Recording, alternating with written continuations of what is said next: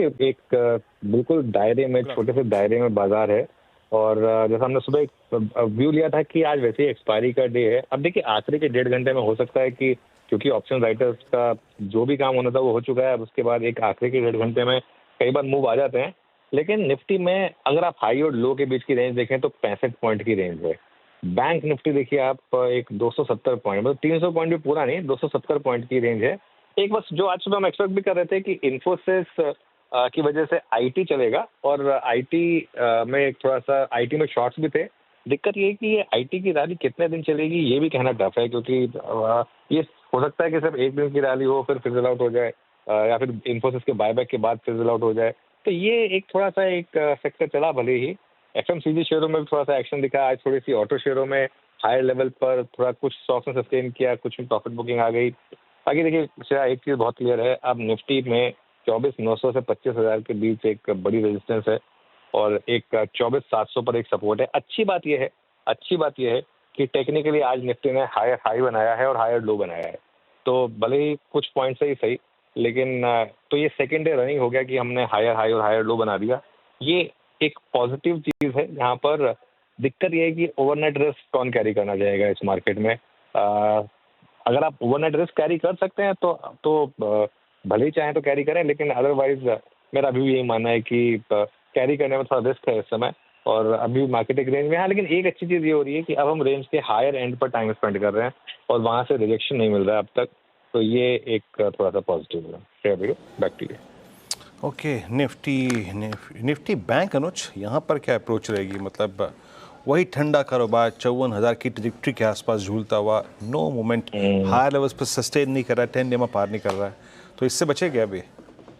हाँ बिल्कुल, एक हफ्ते से हम लगातार ये बात कर रहे हैं। इनफैक्ट आपको याद होगा हम सुबह स्ट्रैटेजी भी डिस्कस कर रहे हैं बैंक निफ्टी पर, क्योंकि एक व्यू बहुत क्लियर है कि बैंक निफ्टी इस समय कंप्लीट अवॉइड है, दोनों तरफ आपका पैसा लूज ही हो रहा है, तो कोई मतलब नहीं है वहाँ पर इस समय कोई फ्रेश व्यू लेने का। और सिर्फ एक या दो सेक्टर है जहाँ अच्छा मोमेंटम है। आज आईटी ने थोड़ी जान फूंक दी, उसमें थोड़ा सा एक और सेक्टर आपको मिल गया। अदरवाइज ऑटो, सेलेक्ट एफएमसीजी, कुछ रिटेल, यहीं पर आपको कुछ होटल स्टॉक्स, यहीं पर आपको मौके मिल जाए बेसिकली। ने दिया मिड कैप देखिए फ्लैट कारोबार करता हुआ नजर आया, और लूजर्स में न्यू एज स्टॉक्स शुमार। यहाँ पर क्या अप्रोच रहेगी फिलहाल? देखिए मैं शायद आपका थोड़ा सवाल फर्स्ट हाफ मिस कर दिया मैंने। आपने शायद न्यू एज स्टॉक्स और मिड कैप पर पूछा। देखिए न्यू एज स्टॉक्स में 3-4 दिन से प्रॉफिट बुकिंग चल रही है। पेटीएम ने लीड किया था उसे, लेकिन यहाँ रैली भी बहुत बड़ी हुई थी, और आई थिंक अब मार्केट का फोकस थोड़ा सा पिछले कुछ समय से ऑटोज पर है। तो इस वजह से वैसे मेरा ये मानना है कि न्यू एज स्टॉक्स में अभी भी रैली के लिए काफ़ी ट्रिगर है, स्पेशली अगर वो अगले हफ्ते जो यूएस फेड की मीटिंग होनी है वहाँ से अगर बड़ा रेट कट मिल गया तो मुझे लग रहा है कि फिर न्यू एज स्टॉक्स में वापस एक दमदार रैली होगी। लेकिन क्योंकि एक रैली हो चुकी है और अभी आप एक इवेंट से पहले खड़े हैं, आज शाम को यूएस का इन्फ्लेशन डेटा भी आना है आज या कल, तो उससे भी पहले थोड़ा सा मार्केट शायद थोड़ा सा अपनी पोजिशन को बुक करना चाहता है न्यू एज स्टॉक्स में। लेकिन यहाँ पर मुझे लग रहा है कि अगर रेट कट का साइकिल शुरू हुआ यूएस में तो बहुत बड़ा पॉजिटिव होगा।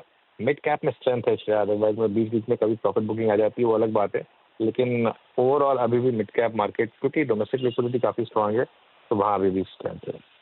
ओके, मिड कैप में स्ट्रेंथ फिलहाल नजर आ रहा है, लेकिन न्यू एज स्टॉक्स काफ़ी चले भी तो गिरना थोड़ा स्वाभाविक सी बात है। बहुत शुक्रिया अनुज जी, बिजी होने के बावजूद भी आप जुड़े और आपने राय रखी, अपनी ओपिनियन रखा मार्केट के ऊपर, शुक्रिया बहुत बहुत।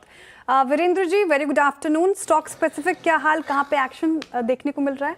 Good afternoon Shreya. Stock specific action बहुत अच्छा है। अगर आप इंडेक्स में जूझना या फिर सफ़र नहीं करना चाहते ना, it's better to ride stock futures है। शायद एक दो बड़े क्लीन ब्रेकआउट्स हैं, और पॉसिबली अगर आप देखें जब मार्केट थोड़ा सा एक्सपेंड करेगा तो इनमें और स्ट्रेच की पॉसिबिलिटीज़ है। पहला स्टॉक रखूँगा दैट्स ट्यूब इन्वेस्टमेंट्स, आपकी स्क्रीन पे आएगा 2.5% ऊपर एक लंबे अंतराल के बाद, नवंबर 5, 2024 के बाद पहली बार इतने स्ट्रॉन्ग कन्विक्शन के साथ 200 डेमा के ऊपर ट्रेड करता हुआ। पिछले 3-4 दिन में अटैम्प्ट लिया है लेकिन सक्सीड नहीं हो पाया है। लुक एट OI, अभी भी हम इस सीरीज़ के जो कहते हैं ना पहले भाग में ट्रेड कर रहे हैं और अच्छा बिल्डअप 11% का लुक्स गुड 3173 पे, और ये ऑलमोस्ट 200 डेमा के ऊपर प्लस 13 फरवरी 2025 के बाद अब तक की सबसे हाईएस्ट ट्रैजेक्टरी में ट्रेड कर रहा है। तो एक क्लीन चार्ट, बहुत क्लीन चार्ट है। उसके बाद लेके आइए प्लीज़ जरा अदानी पोर्ट, सुबह भी मेंशन किया था मैंने और अभी भी कर रहा हूँ, एक बहुत ही क्लीन चार्ट 50 डेमा के ऊपर आके ट्रेड करता हुआ। सुबह बात हुई थी मेरे ख्याल से 1360 64 के आसपास, नाउ इट्स 1372। इसने स्विंग हाई 21 अगस्त का काट दिया है clearly, signs of short covering 0.33% वाई शेयर हुआ। नेक्स्ट सप्लाई जोन आता है इसका करीब 1403 पे, यानी करीब करीब यहाँ से 28 रुपये की गुंजाइश। और थर्ड स्टॉक रखूंगा मैं, दैट्स कमिंस। ऑल दो आज सिमंस कमिंस दोनों अच्छा कर रहे हैं, लेकिन कमिंस में 3994 की जोन स्ट्राइक होती हुई फ्यूचर्स में, स्पॉट ऑलरेडी इसके ऊपर ट्रेवल कर रहा है। और शायद यहाँ पर एक जुलाई 2024 से लेकर अक्टूबर 2024 का 4000 रुपये का बहुत स्ट्रॉन्ग सप्लाई जोन जो था वो पार होता हुआ। तो ये तीन स्टॉक्स इस वक्त in terms of technical placement and OI behaviour बेहद स्ट्रॉन्ग लगते हुए।